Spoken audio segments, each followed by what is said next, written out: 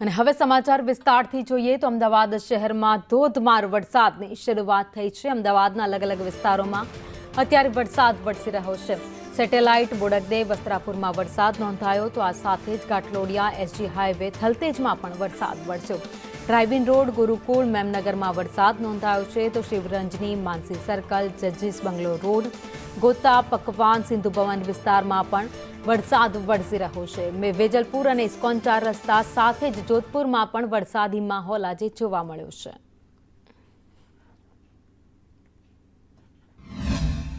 અમદાવાદ શહેરમાં ધોધમાર વરસાદની શરૂઆત થઈ ચૂકી છે। અલગ અલગ વિસ્તારોની અંદર જે ધોધમાર વરસાદ છે તે હાલ વરસી રહ્યો છે। દ્રશ્ય છે કોમર્સ 6 રોડના અત્યારે જોઈ શકાય છે કે અહીંયા ધોધમાર વરસાદ જે છે તે વરસી રહ્યો છે।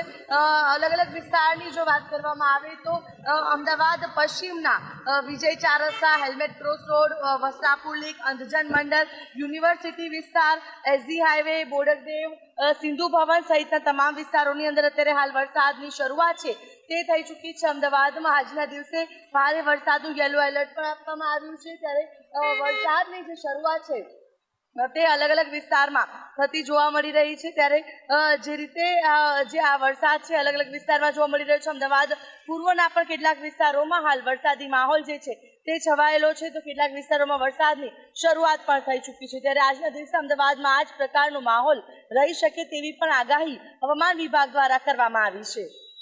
કેમેરા પર્સન મનીષ માણિયા સાથે આયુષી યાજ્ઞિક સંદેશ ન્યૂઝ અમદાવાદ।